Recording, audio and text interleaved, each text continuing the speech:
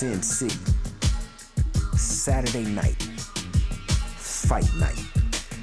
Any given weekend, this place is the entertainment capital of the world. When combat sports shines brightest on the Las Vegas Strip. Boxing and mixed martial arts need some new voices. And Franchise Sports Media got them for you. Join Kalani and Griff and Kemp each week as they bring you news and hot takes from inside the octagon and the ring. Get your popcorn ready. It's showtime. FSM's main event starts right now. What's going on, fight fans? Thank you guys for tuning in to another edition of the main event right here on Franchise Sports Media. I'm Kalani Lua. I'm Griff and Kemp. Folks, we are going to dive into UFC 288 that just went down in Jersey. And new. Excuse me. And still. Oh, you and I new. was going to say. 135 GOAT. I jumped ahead of myself there. I got a little too far ahead. But we still have Aljamain Sterling reigning over the 135 division. I was going to say and new GOAT in the conversation, but we'll say that afterwards. Sterling edges out Henry Cejudo, the returning defending champion. Triple C came back to say, hey, it's a title I never lost. He tried to reclaim it, fell just short. What were your thoughts of the main event? Oh, man. I disrespected Cejudo. All right. You did? I disrespected them. All right. 5'4" or not. That man came to fight. All right.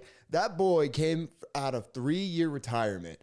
Everybody didn't know what he would look like. I, for one, was one of them. And he comes out there, and him and Aljamain just have a war. Every man countering the other move. It was just back and forth. Some people had it scored. Cejudo won the fight. I wouldn't blame you if you had it scored that way. But in the end, Aljamain Sterling gets it done. And that I love that you said the GOAT of bantamweight, because that's exactly what he is with the record he's made.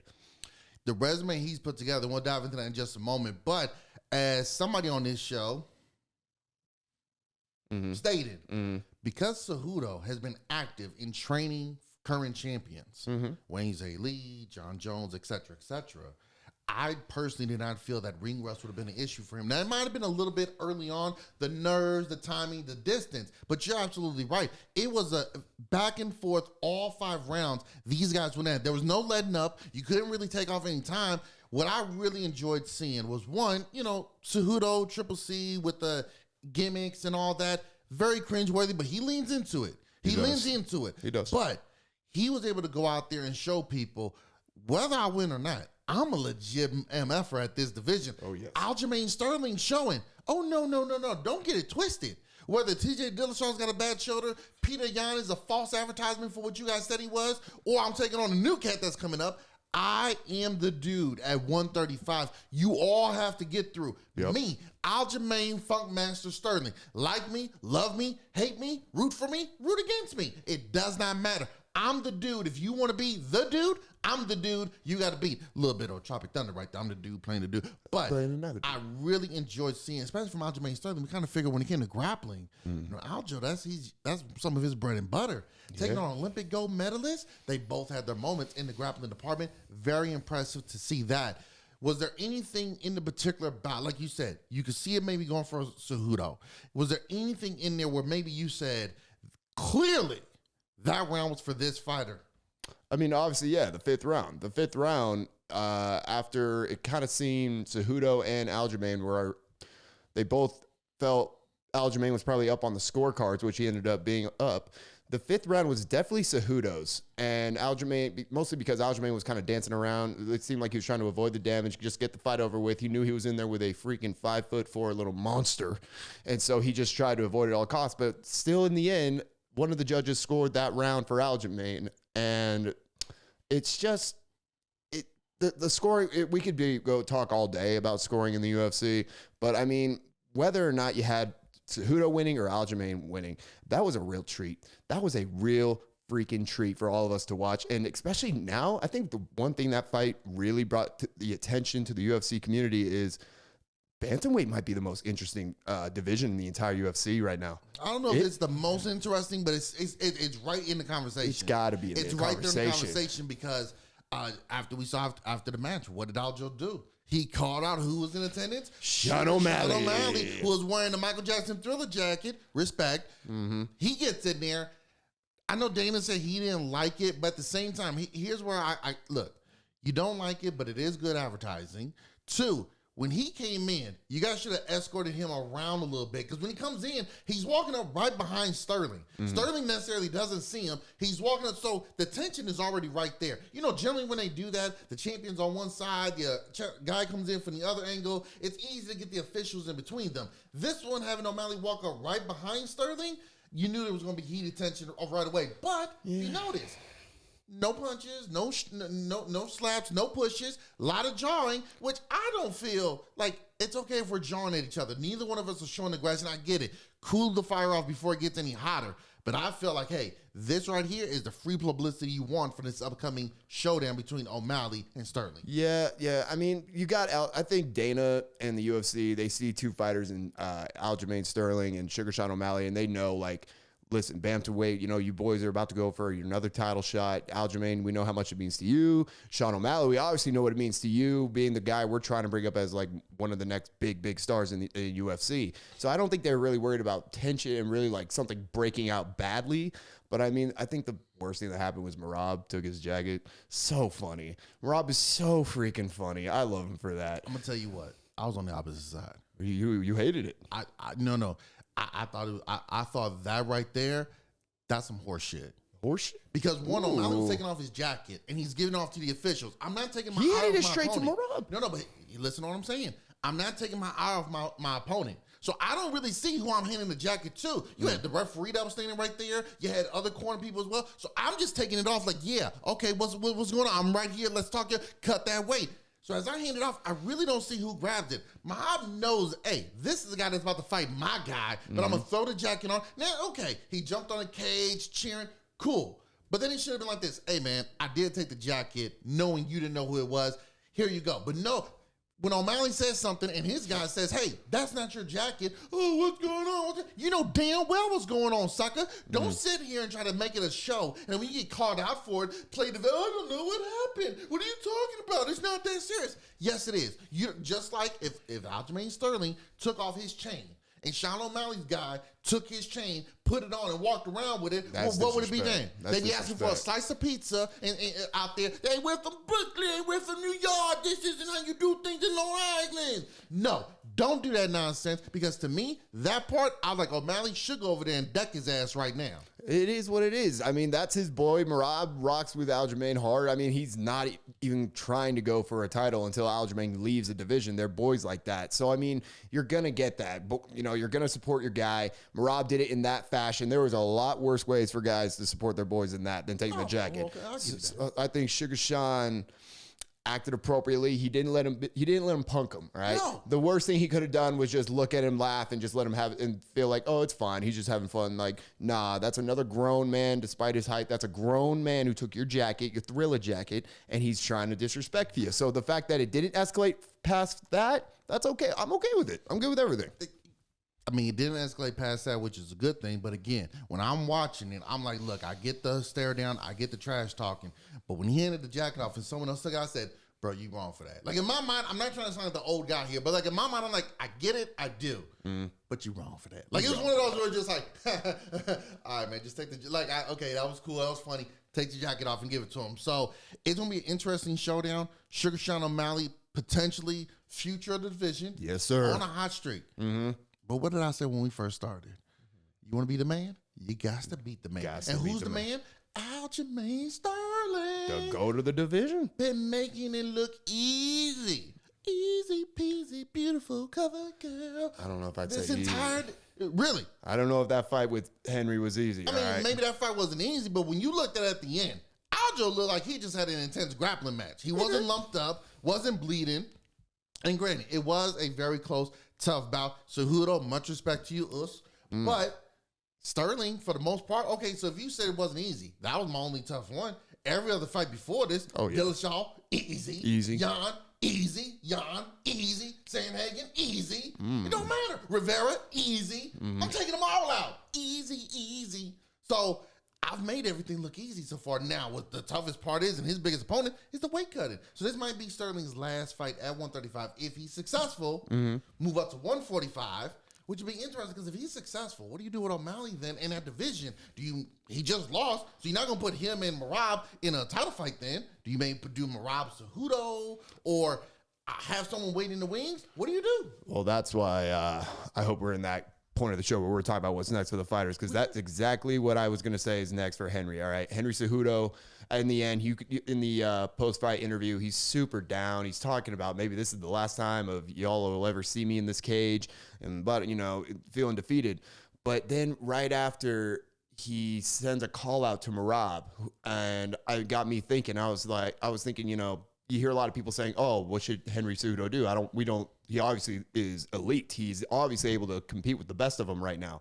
But does he go up to featherweight or featherweight, because that was the plan all along, just get the belt back and then go up there? I honestly think the best thing for him is stay in the division, get maybe one more fight, and then that sets you up to either face a Sean O'Malley or a Merab. I could honestly see, because I think Merab is he's mending an arm injury or a hand injury or something, so he's not gonna be able to fight anytime soon. That gives Henry Cejudo time to heal up, and then both guys, you set that fight. And whether Sean O'Malley has the belt or not, that's another opportunity for Henry Cejudo to get in there, get the title, and then go off and do whatever he wants to do with Volkanovski, which, again, both guys, it's not smart. Don't do it. Well, I would say do it because, one, I would love to see that matchup. Two, he would be one of the rare guys trying to go in 3 different divisions. It's historic. And try to go after the title. Like, you got to think, from an Olympic gold medal to the 125 title to the 135 title. I'm like Daniel Cormier said, I'm not here to just fight guys on the come up. If I'm not fighting for the title or a big super duper fight, me versus Brock Lesnar, the whole title on the line, okay. If it's not something like that, there's no point in me doing this anymore. I've done everything there is to do. So if I'm Cejudo, I'm looking at 145 like, damn, I dropped the ball, because then me and Volkov, if he takes care of business in July, end of the year, that's me and him. Ooh, if he takes care of business in July, we could be the co-main event for a potential Madison Square Garden card, which might have a heavyweight title on the line. But it would be something like, it's one of those where, me being a pro wrestling fan, it's one of those where you say, I would set it where O'Malley would win, while Funkmaster goes off to 145. He's already done enough to where I don't think if he loses the title, and let's say he doesn't want the rematch, even if he does, and he just says, look, guys, I would love to have a rematch. 135 is just too much for him to make another time. I got to move up. I don't think he's going to have to start from the bottom. Probably against Max Holloway and then after that, going up. I'd love to see Sterling and Holloway, but then go after the title there. It's not going to take him a long time at 145 to get to a title shot unless he fumbles the first time up there. But then O'Malley, as your champion, he could take on Cejudo, Merab, who's already had the whole thing with the jacket. That would be interesting in itself. At some point, I would love to see Cejudo try his luck at 145, even if Volkov isn't a champion. That, to me, is a matchup I would love to see. Yes, but I think it's rare. I think this opportunity, as it stands right now, is what it needs to be for Cejudo to have a chance to go for 3 division titles. All right, the champion at featherweight is absolutely phenomenal. Is great. Is one of the best UFC fighters of all time. But he's also not the tallest man with the longest limbs. All right, we saw what happened in the fight. It might be a good matchup for Cejudo. That's what I'm saying. That's why I feel like it just lines up so well. There. You said don't try. Now you're saying it's a good idea too. No, I'm saying it's still a bad idea for him, but it's an opportunity for him, and it's only realistic because if Max Holloway was the champion, look what happened to Henry. He competed well against Sterling, but the length and being able to get in there and be able to have the reach to touch him, that was a problem for him. So what do you think happens? Again, I honestly really want to see him I want to see him and Sean O'Malley, because Sean O'Malley's length is going to be a huge problem for Cejudo. Could be. Maybe. Look, you never know. Every fight is different. Holloway is also bigger and longer than Volkov. How'd that turn out? 3 different times. It's different. Yeah. And guess what? This isn't the first time Cejudo's been in against someone who's taller than him or had a bigger reach than him, and yet he's still rocking it. So it's like, look, dude, I adjust as it goes along, and we make adjustments. Look, Sean O'Malley don't fight like Aljamain Sterling. No Sean O'Malley don't fight like Max Holloway or Volkov. Vice versa for all those guys. So it's always different in that particular regard as far as the matchup concerns.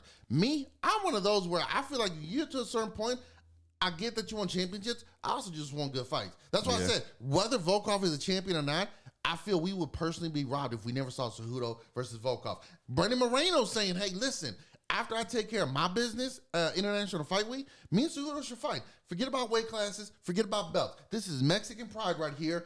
You versus me. Let's see who the better man is. Cejudo's like, well, I can't make 125, but if you're willing to move up, Moreno's like, I'm game. That's what I'm talking about.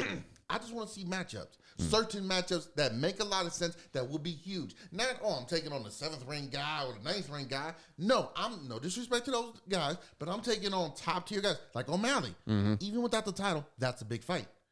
Yeah. So the matches Not like big that, enough matches like that I would love to see. But as we transition into the co-main event, speaking of matchups I like to see, Belal Muhammad comes in there and continues his 27 fight win streak over the last 17 years, 3 months, 4 days, and 12 seconds. Dominating performance against Gilbert Burns. Now, for Gilbert Burns, this was his 3rd big fight in the year. And we're only on the 1, 2, 3, 4, 5th month of the year. So there could be some fatigue there. But Belal Muhammad looked good. What were your thoughts of the co-main event? Man, I'm just going to... Damn it! Gilbert! Oh, Gilbert Burns is a warrior, okay? Bruno! He's a freaking warrior, man. He went out there and it busted shoulder in the first round, and he's just sitting there between rounds telling the coaches, I can't throw the left. I can't do anything with the left side. And most fighters would take the easy route out and just let Belal maybe get a clinch on him just so he could tap out and get out of there. So we want to take more damage. Not Gilbert. Not Durinho. My man stayed in there. He said, no, I'm a fight. I'm a fighter. I do this. I'm going to stay in this. But it just hurts to see. And you wonder to yourself, is 3 fights in the first 5 months of the year, maybe a little fatigued on the body? That's what set it up so the shoulder could get hurt so easily. It could be, but I mean... Kevin Holland don't think so. Kevin Holland don't think so. He don't think so. Kevin Donald Cerrone didn't think so. No. It's just one of those things. If this was his 2nd fight of the year and it happened, what would we say then? This is his 1st fight of the year. It happens. It happens. It happens, unfortunately. But you got to give credit to Belal Muhammad, who went out there with a studded performance all around. Stand-up looked good. He was switching stances, kept the distance, was throwing kicks. Early on, you saw that the body kicks were hurting Bruno.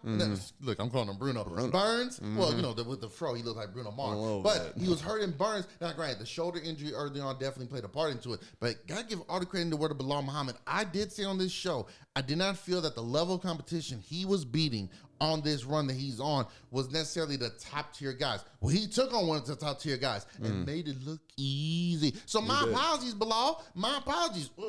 But now Belal can look forward and say, what do you got to say now? Because now I've gone on this win streak for 5+ years. I've beaten Gilbert Burns. I've beaten everyone else I stepped across from. Kobe jumped me in the line. Okay, fine. I'm going to do what Leon Edwards did.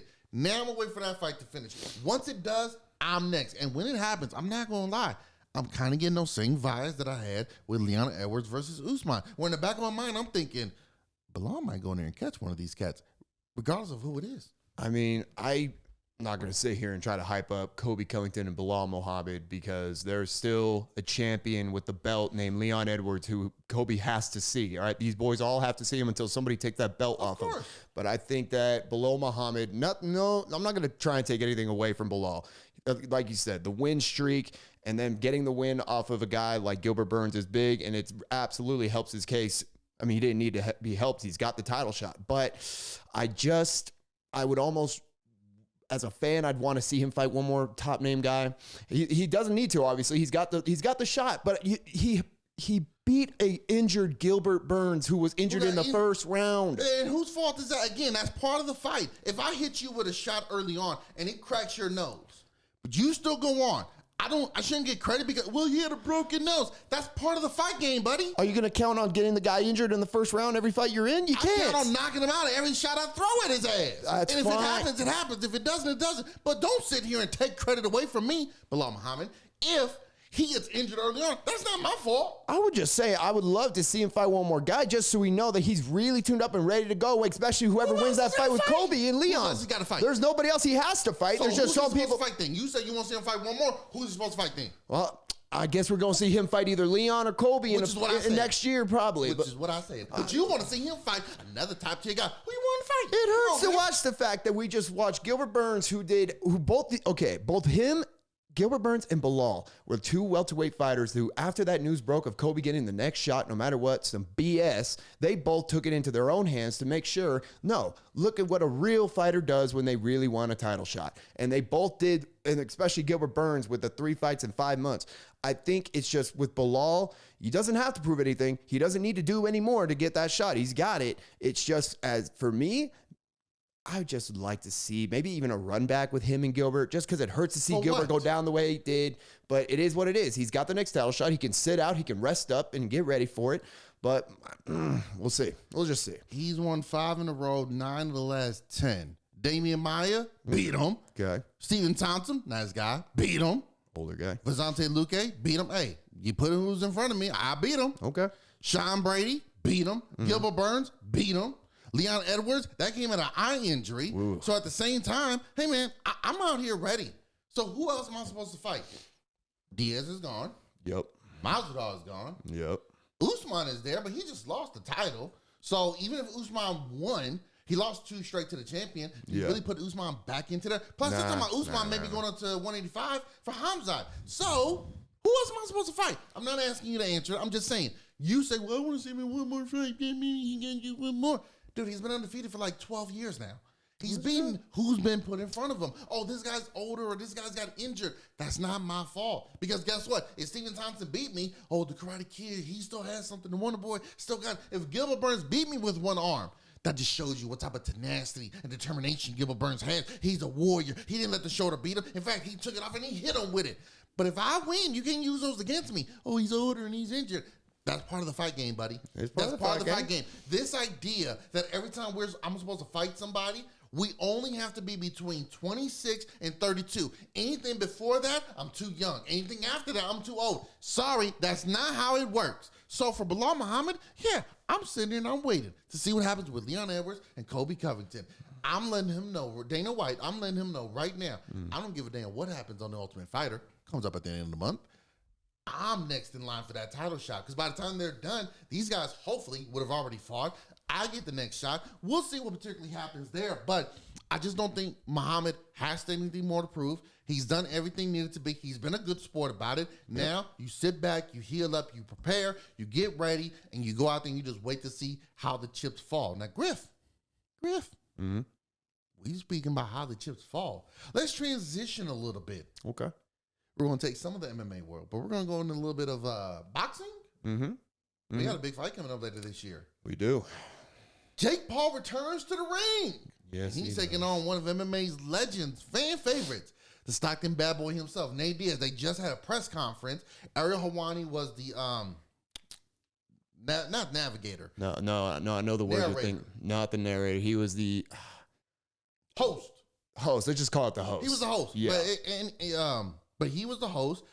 Nate Diaz at one point was asked by a reporter. Dumbass. Hey, I work for this company or this website. If I want to get on the undercard, could I fight your brother Nate? Because if he looks like you, I think I could take him. Nate's like, did you not? You see, my boys can see you, my boys can see we're going to you. run into you in the streets after this.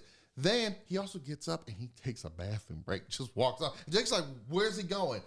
Just your initial thoughts of this one, because again, as it gets closer, we'll talk more about it. Just your initial thoughts as they're starting to gain traction and heat for this fight. What are your thoughts on Paul Diaz? Well, thank goodness the legal problems in Louisiana didn't cause problems for Nate. And obviously, it seems the fight's all go. Everything's good now. The press conference was janky, weird looking, like everything Jake Paul's been doing. It just seems legit, but it's also a little. But I think it's. The press conference did what it needed to do. I think that guy, the reporter you're talking about, works for Jake Paul's company. I think he works under Jake Paul. And that's the kind of bullshit you're going to get with a Jake Paul production. All right, you're going to get stupid guy. You're going to get guys who get a mic and are told, hey, say the most outlandish thing you can to Nate Diaz and try to get us some likes and clicks, baby. It's basically what we see when the UFC goes to the Northeast, when they go to New York or Jersey. You get these media people out there. And look, I'm not trying to sound like bitter greats. I'm really not that. We're here in Vegas doing our thing. But seriously, you listen to some of these reporters who get to ask questions, who get the media credentials to these events. And you're like, that's what you guys allowed in? That's what gets you to ask questions? I mean, remember the one guy who basically was a Conor fanboy? Not you. But he told Eddie Alvarez, like, who the hell are you to this and that? Dude, you're part of the media. But yet you're sitting here basically cheering on another dude. And now you get the same thing from this guy. Granted, if you work for Jake Paul, kind of like the whole, hey, make sure you ask this guy a question. Okay, I get it, but good Lord, these are the people who get media credentials? These are the people that get credentialed. And it's like, oh my God. All right. And this is a little shout out to anybody out there in our sphere, especially in Vegas, New York, LA, wherever you're at. If you're doing the job just for clickbait, you're a little clickbait warrior. That's all you are, all right? And you get big old cojones when you're behind a mic and you think your credential badge protects you from an ass whooping, all right? You do that stuff to Nate Diaz and his crews around, that ain't going to save you, buddy. And I hope to God they found him.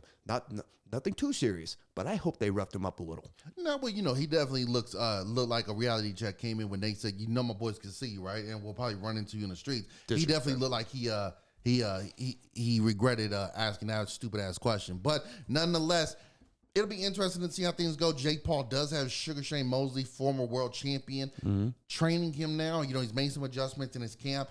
I'll be interested to see how Jake Paul looks after spending some months. I know it takes time with the new trainer, but he is getting somebody top level experience, Olympic experience, world champion, been there against the best of the best, and oftentimes was successful. Sugar Shane Mosley, I'm very curious to see how Jake Paul looks in there. Obviously, we know Nate Diaz is going to be training. I haven't heard anything yet if Andre Ward's going to be a part of his camp. He's trained with him for years, obviously, in the past. But now with Ward, being out the game and doing his stuff, will he be there? Will Virgil Hunter, Andre Ward's trainer, would he have a little bit more? Or will they stay with their trainers that they've been sticking with this entire time from MMA and just transition into boxing? We shall see it gets closer.